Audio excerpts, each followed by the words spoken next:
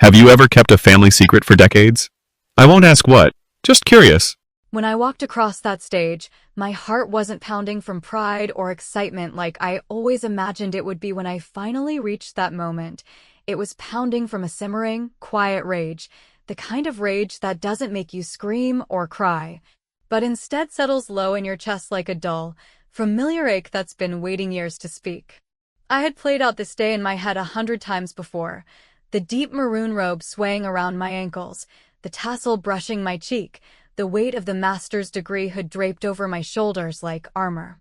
In my daydreams, there were hugs, tears, flowers, loud laughter from the row where my family was seated, probably my mom clapping too hard, my dad standing to take a blurry photo, my siblings waving at me like I was Beyoncé at the Grammys. But in reality, that row was empty. Completely and shamefully empty. That morning, I'd opened a text message from my mom, short and sweet, but sharp in a way she probably didn't even realize. Hey babe, things are just too hectic this week. Dad's working overtime and Tori's planning the baby shower. We're so proud of you though. We'll celebrate soon. Love you. I stared at the message, rereading it over and over, hoping maybe I'd missed a just kidding, we're on our way, hidden somewhere between the lines, but no. That was it. That was their explanation for missing the most important day of my adult life. A hectic week. Not a funeral. Not a natural disaster. Just Tori's baby shower and Dad's shift at the shop. It was exactly the kind of excuse I'd grown used to hearing, the kind that looks harmless on the surface, like a polite way to say they care, but in truth, it's the emotional equivalent of getting stood up at your own birthday party.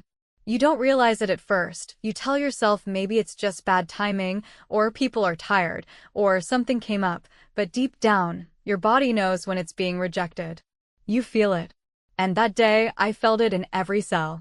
For most people, being the first in their family to earn a master's degree would be a moment of collective pride, something to be celebrated not just for the individual, but for the generations that came before. In my case, I might as well have been finishing an online baking course. It wasn't malicious, I think. They didn't hate me. They just didn't know how to love me in a way that didn't revolve around themselves. That sounds cruel, but if you've ever grown up in a house where the loudest person always gets the attention, and where the easy child is left to raise themselves emotionally, you'll know exactly what I mean. Growing up, my younger brother, Marcus, played high school football and got a concussion once, and my mom took off work for a week to make sure he recovered right, while I once had walking pneumonia during finals week in high school, and she told me, just push through, Bree. You're strong. My sister, Tori, got pregnant at 21, and my parents basically rearranged the entire house to build her a nursery. When I got into my first out-of-state university, they told me, we just don't know how we're going to swing that, baby, maybe community college for now? Every milestone in my life had been diminished to some version of, we're proud of you, but... And yet, I kept showing up for them. Every single time. When Tori had her baby, I was there, holding her hand during labor because our mom was stuck in traffic and our dad doesn't do hospitals. When Marcus lost his job and crashed on my couch for 3 months, I cooked for him every night while working full-time and finishing my capstone project. I've always been the dependable one, the stable one, the one who could carry a little more, cry a little less, keep going, be gracious, be understanding, be quiet.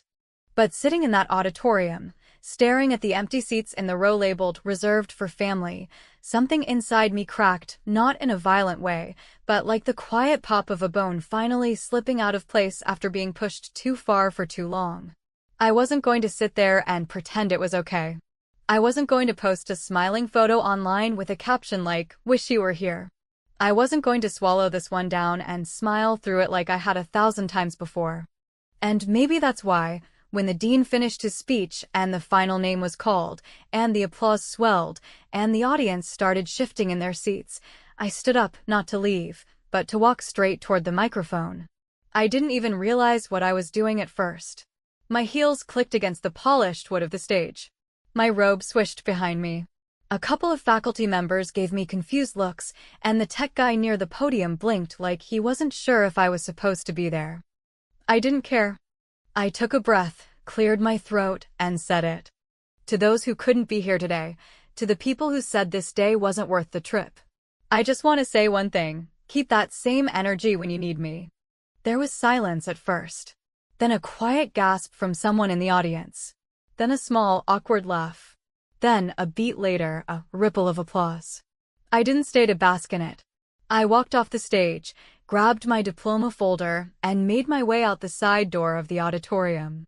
As soon as I was outside, my phone buzzed. A text from my cousin Layla. 3 words: girl, they saw. And then another, also: I got something you need to know. I stared at her message. My fingers hovered over the screen, not sure if I wanted to open whatever she was about to unload. Not sure if I could take more disappointment in one day. But curiosity? That's a hell of a drug. So I opened it. And what she said next would flip my entire understanding of my family upside down. As I stepped off that stage, diploma in one hand and my breath still caught somewhere between pride and fury, I didn't feel empowered the way I always imagined I would when this day finally came. I felt heavy. Like the truth I'd carried for years had finally been said out loud, but instead of releasing it, it had wrapped itself around my ribs tighter than ever, squeezing in a way that made it hard to walk, let alone smile. The auditorium doors swung behind me with a metallic thud, and the afternoon sun hit my face, warm but indifferent, as if the universe itself couldn't care less that I'd just detonated a landmine in the middle of my own graduation ceremony. I should have felt embarrassed, maybe. Should have felt ashamed or regretful or nervous that I had just hijacked a microphone and called out my own parents in front of 100 strangers and half a dozen administrators. But the truth is, I didn't feel sorry, not for 1 second, because somewhere deep in my gut, I knew I hadn't said anything untrue. I hadn't exaggerated, I hadn't embellished, and I hadn't aimed to humiliate anyone. I had simply spoken the kind of truth that families like mine tend to bury under decades of fake smiles, missed calls, and half-hearted, proud of you texts that are more performance than sincerity. As I made my way toward the campus lawn where the other graduates were taking photos and hugging relatives, I could feel eyes on me, some curious, some wide with admiration, and a few filled with secondhand discomfort, like they'd just watched someone break a rule they secretly wished they had the guts to break themselves. My best friend Marcy jogged over to me, her heels sinking slightly into the grass, her curls bouncing with every step, and she didn't even say anything at first. She just threw her arms around me and whispered, "That was badass." I exhaled, for the first time in what felt like hours, and tried to smile, but all I could manage was a shaky breath and a nod, because even though it felt good to be seen, I also knew this moment was going to cost me. We took a few photos together, but I was too distracted to care whether my tassel was straight or my lipstick was smudged. My phone wouldn't stop buzzing, text after text, notification after notification, and I already knew, before I even looked, that the video had made its way online. It only took one person to record it, just one guest who caught my words on a shaky iPhone, and sure enough, someone had uploaded the clip to Facebook with the caption, "Graduation speech turns savage real quick." A few hours later, someone else had posted it on Reddit under the thread, r/insane parents, and then TikTok had their hands on it, with strangers debating in the comments whether I was brave or just bitter. But I didn't care about the strangers. It was the messages from people I knew that made my stomach twist. Layla, my cousin, the only blood relative who had ever truly been in my corner, had sent the first message, right after I stepped off stage, and her second message landed in my inbox just minutes later. "You ever wonder why they never come to your stuff?" That question sat like a stone in my throat. Because of course I had wondered. Of course I'd spent years trying to figure out what it was about me that made my own family show up half-heartedly or not at all. I used to think maybe I was too independent, too capable, too good at taking care of myself, that maybe they just assumed I didn't need the same kind of support my siblings needed. But as I sat in my car in the campus parking lot, diploma folder still in my lap, and read Layla's third message, longer this time, more deliberate, I realized the answer was more complicated and far more painful than I ever could have guessed. Layla's message read, "I never wanted to say this to you, because it's not really my story to tell, but I think you've earned the truth. After you were born, your dad didn't want to keep you. He told your mom he wasn't ready for another kid, especially not a girl. They fought about it for weeks. Your mom said keeping you cost her everything, her job, her health, even her relationship with Nana. That's why she always kept her distance. That's why they've never really celebrated you. It's not about you, Brie. It's about what you remind them of. I read the words twice, then a third time, and I swear I could feel the blood drain from my face, even though I was sitting still and not a single tear had fallen yet. I wasn't angry, not immediately. I wasn't even shocked, because the truth was, some part of me, some quiet, invisible part I'd kept buried for decades, had always suspected that something had been off. The way my mom looked at me sometimes, like she was holding back words she'd never say.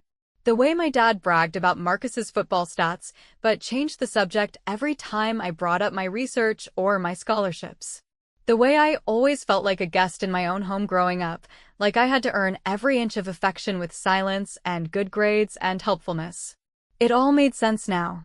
I had spent my entire life performing for people who had decided, before I even learned to walk, that I was a burden. A few minutes later, another text came through, this time from my sister, Tori. Hers wasn't long. Just a single voice note, no caption. I hesitated, then hit play. Her voice was sharp, tired, and dripping with self-righteousness. You know you made Mom cry, right? She's been in her room all day, saying she failed you. You happy now? You humiliated her in front of the whole world. Was it really that deep, Brie? Was it worth it? I stared at the dashboard. My reflection in the rearview mirror looked unfamiliar. I thought about recording a reply. I thought about typing out something clever, something biting, something cold enough to match her tone. Instead, I kept it simple. I typed yes, and it's been that deep since I was 5. Her response came almost instantly. Then I guess you won't be at my baby shower next week either. I didn't reply. I just leaned back in my seat, closed my eyes, and let the silence stretch out until the only thing I could hear was my own breath. And somewhere in the back of my mind, I was already planning my answer. Not with words, but with action. The thing about family, the part they never warn you about in the sentimental speeches or the Hallmark cards or the church sermons about blood being thicker than water, is that it only means something if the people inside it act like it does. That morning, I woke up not to congratulations or flowers or one of those sugary group texts filled with exclamation points and emojis from my relatives, but to silence so deep it felt like punishment. As if by speaking the truth out loud, I'd broken some unspoken agreement that required me to keep swallowing my hurt for the sake of appearances. I made coffee the way I always did, 2 scoops, a splash of oat milk, no sugar, and stood at the kitchen window, staring out at the gray sky while the kettle whistled like it was screaming for me, because everything inside me was humming, stretched thin, waiting for something to give. My phone sat face down on the counter, buzzing every few minutes with messages I didn't want to read, because I already knew what they would say. I knew there'd be a string of passive-aggressive texts from my mom pretending to be hurt, not because she was sorry, but because I had embarrassed her. I knew my dad, who barely texted more than once a month unless it was to ask for something, would finally have words, but only to defend himself, not to understand. I knew Tori would come in swinging, emotionally messy, guilt-tripping me with her pregnancy and trying to spin the narrative so that somehow I was the villain. And Marcus, well, Marcus would stay silent like he always did, watching from the sidelines, pretending neutrality was maturity when really it was just cowardice wrapped in a hoodie and a shrug. But what I didn't expect, what knocked the air out of my chest before I even finished my first sip of coffee, was another message from Layla, sent at 6:17 a.m. A time so early for her that I knew she hadn't just woken up, but had probably stayed awake all night thinking about what she wanted to say. Her message wasn't dramatic, not the way I might have expected after everything she dropped on me the night before. It was just a link. A PDF file. Titled Court Order, 1994. I clicked it without hesitation, heart pounding, hands already shaking slightly before the screen even loaded. And there it was, in cold, clinical black ink, the record of a court-appointed mediation between my parents, filed just 4 months after I was born. The words blurred together at first, legal jargon that didn't seem real until my own name appeared near the bottom. Brianna Nicole Parks, minor. The document detailed the argument over whether my father had the right to relinquish his parental responsibilities. He had tried. He had actually filed to have me legally adopted by my aunt and uncle. My mother had refused. There was a note from a social worker stating that the father expressed strong resistance to raising a daughter, citing financial strain and emotional readiness. And my mother's response? A single line in a sworn affidavit: "If he can't love her, then I will love her enough for both of us." I dropped the phone on the counter like it had burned me. I stood there, stunned, breath shallow, staring into the nothingness of the kitchen while the truth settled into my spine like a new kind of gravity. I had known, deep down, that I was different in their eyes, that I was tolerated more than treasured, but seeing it spelled out, seeing the cold, bureaucratic evidence that I had been debated over like a bill or a burden, not a baby, hit me in a way I didn't know I could still be hit. And yet, somehow, it explained everything. It made sense of the constant distance, the lack of warmth, the way my accomplishments were met with polite applause instead of genuine joy. It was never about me being too independent or too ambitious or too much. It was about who I reminded them of: my mom of the argument she lost, my dad of the child he never wanted, and my siblings of a wedge that had always existed in the family even if no one ever talked about it. I had been the ghost they all learned to ignore without ever acknowledging my absence. Later that afternoon, after I finally built up the energy to shower and change into real clothes, another message came in. This time it was from Tori, and for once, it wasn't a voice note filled with tension or sarcasm. It was a single sentence: "So, are you coming to the baby shower, or are you still punishing everyone?" The audacity of it made me laugh, not because it was funny, but because it was so perfectly in character, so perfectly Tori, to reduce decades of neglect to a petty little tantrum she believed I was throwing just to make a point. I stared at the message for a long time, trying to figure out how to answer in a way that would communicate the full weight of what I was feeling. But then I realized I didn't want to answer with words. I was tired of explanations. Tired of justifying my pain to people who saw every boundary as betrayal. I wasn't going to send a message or record a voice note. I was going to do what they had always done to me. I was going to send a message without ever showing up. And that's when the idea came to me: not just a refusal to attend the baby shower, but a mirror. A reflection. A perfectly wrapped reminder of exactly how it feels when someone tells you, without ever raising their voice, that you don't matter enough to make the trip.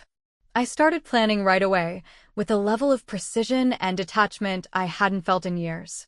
It wasn't revenge, not really. It was clarity. It was me returning the energy they'd fed me for decades, wrapped in silence, tied with ribbon, and dropped off at their doorstep. I called it my goodbye gift. Not to Tori's baby, but to the version of me that had spent her entire life asking to be seen by people who had made their decision about her before she'd even learned how to speak. I would send the package.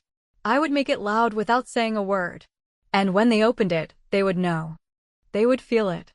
It's a strange kind of satisfaction, the kind that creeps in when you stop begging to be understood and start accepting the silence for what it really is: a decision made long before you even knew you had a say.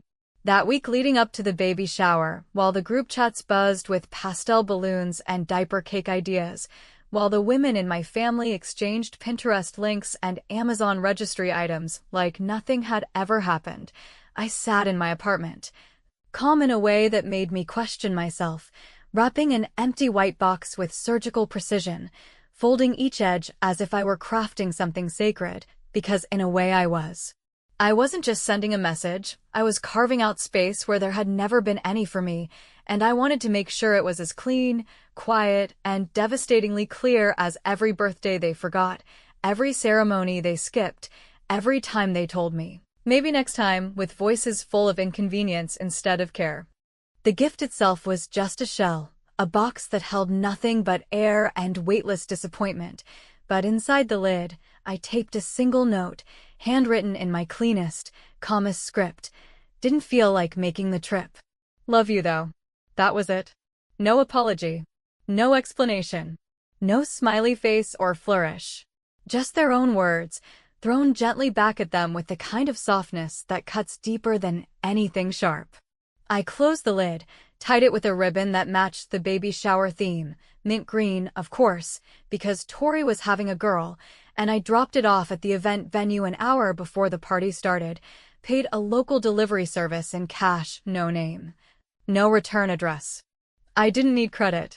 I just needed it to arrive when the whole room was watching. I didn't stay to see it happen, but Marcy did. She called me, barely able to breathe through her laughter, half horrified and half impressed, whispering into the phone like she was watching some kind of silent bomb detonate in slow motion. According to her, the box had been placed right in front of the gift table during the toasts.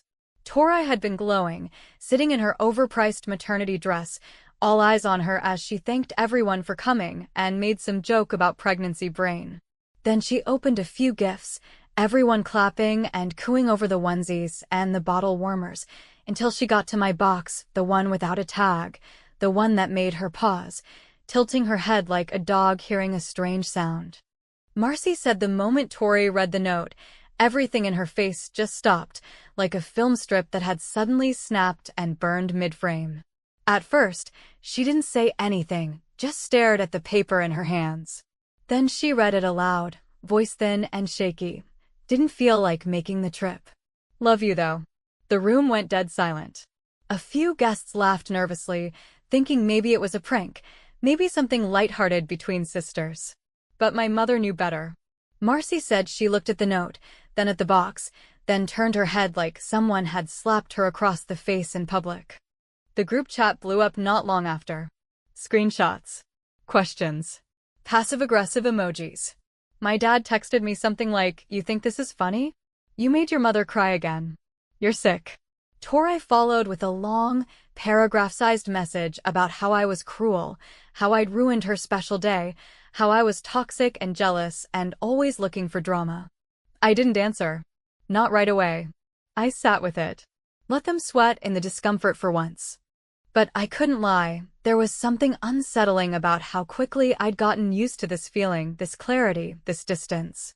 For years, I had wrapped myself around their needs, bent myself into shapes that made them comfortable, tiptoed around their moods, their chaos, their denial.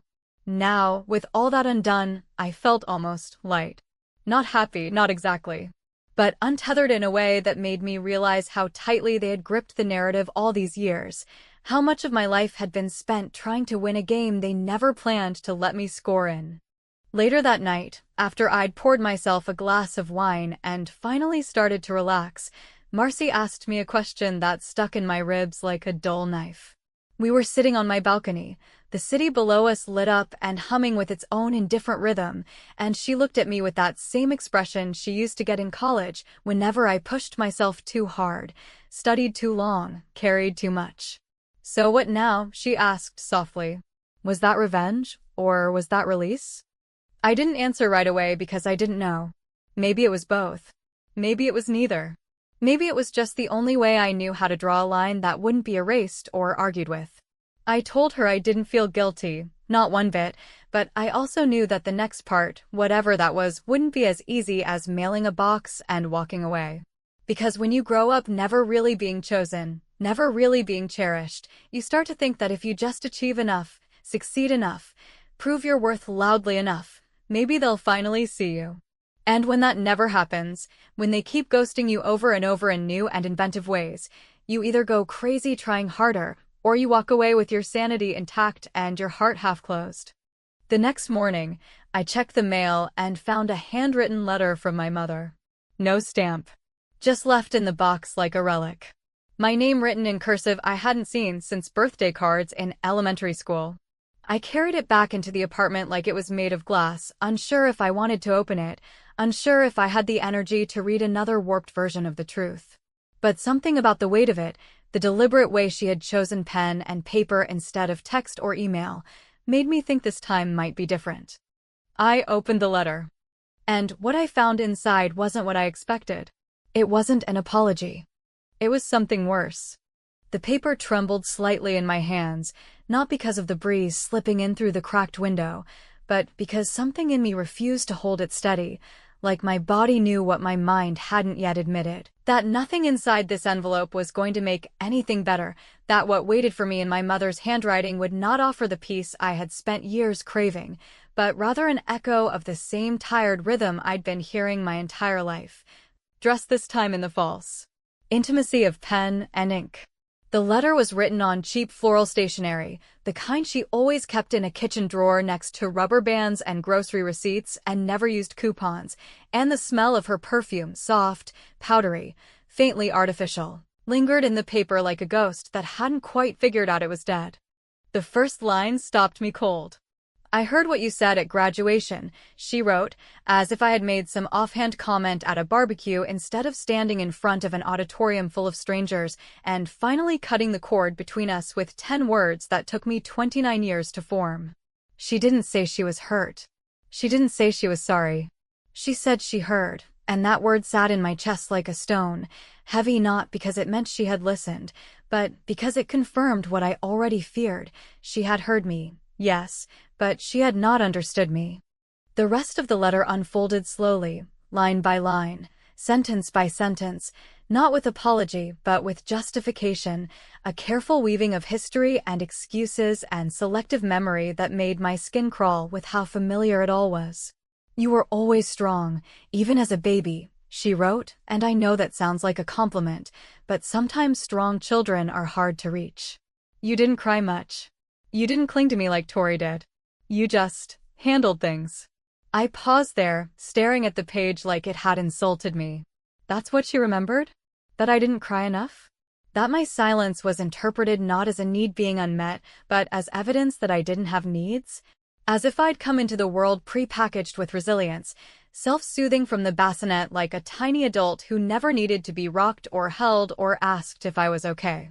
She continued, writing that she had done her best, that she had loved all of us in different ways, and that some kids are just easier to love. That line landed like a slap, quiet but brutal, casual in its cruelty. I reread it 3 times, hoping maybe I was misinterpreting her tone, searching for subtext that didn't exist. But it was there, plain and sharp, like glass under bare feet. Some kids are easier to love. Not all kids are lovable in their own way. Not, I struggled, but it was never your fault. Just a quiet declaration that I had always been the harder one, the one who didn't inspire softness, the one who made her job as a mother feel like work instead of joy. And yet, woven between the barbed sentences were moments that almost tricked me, half memories she referenced, small fragments of kindness she must have clung to in order to build her case. She reminded me of the time she stayed up late to sew my Halloween costume in 3rd grade, the way she braided my hair for picture day even though she was late for her own job, how she took me to the emergency room when I broke my wrist and held my hand during the x-rays. And yes, those things happened. I remember them. But what she failed to see was that these moments were islands in an ocean of absence, flickers of warmth in a house that mostly felt cold and conditional. She ended the letter with a line that almost broke me, not because it was cruel, but because it was so hauntingly familiar in its emptiness. "I hope one day you'll see that I was doing what I thought was right," she wrote, "and that you'll find it in your heart to forgive the parts of me that were broken." I folded the letter once, then again, and placed it gently on the counter before lighting a match and watching the flame take it slowly, corner by corner, the ink curling into ash, the perfume turning sour in the heat. I didn't cry. I didn't scream. I simply watched it burn, because there was nothing in that letter I needed to keep, not the explanations, not the memories, not the half-hearted wishes for some future reconciliation that I no longer believed was coming. That night, I packed my suitcase with a calm that felt surreal, placing each item in my bag like I was folding away a version of myself I no longer wanted to carry. I had accepted a new position across the country, a job in Seattle that offered not just better pay and more opportunity, but a clean slate. An entire life that didn't include watching the phone for missed calls or forcing small talk at family dinners that always felt like auditions for affection. I didn't tell anyone I was leaving, not right away. I didn't want another flood of messages trying to pull me back into the old choreography, the dance of guilt and duty and disappointment. I just wanted quiet. Space. Room to figure out who I was when I wasn't being measured by people who never really saw me. It was at the airport, an hour before boarding, that I received the last message, the one that made me pause for the first time in days. It was from Tori. I almost didn't open it, certain it would be another passive-aggressive monologue about how I'd ruined everything, but something about the notification tugged at me, a thread I couldn't ignore. The message was simple, just a photo and one line of text. The photo was of her newborn, swaddled in a soft blanket, eyes closed, face still puffy from birth. And the message read, "I named her after you." I stared at the screen, my breath caught somewhere between a sob and a laugh, because I didn't know what to feel. I didn't know if it was an olive branch or another manipulation, a tribute or a trap. Part of me wanted to cry, to feel honored, to believe that this meant something had shifted. Another part wanted to throw the phone into the trash can and board the plane without looking back. I didn't respond. Not then. I closed the message, turned my phone off, and sat with the silence, letting it wash over me one last time before takeoff. And maybe that was the real ending, not a clean break, not a dramatic goodbye, but the quiet choice to stop chasing love in places it was never planted. Whether I ever answered that message, whether I ever came back, whether I ever forgave them or not, those were questions for another time. For now, I was finally choosing myself. And I meant it.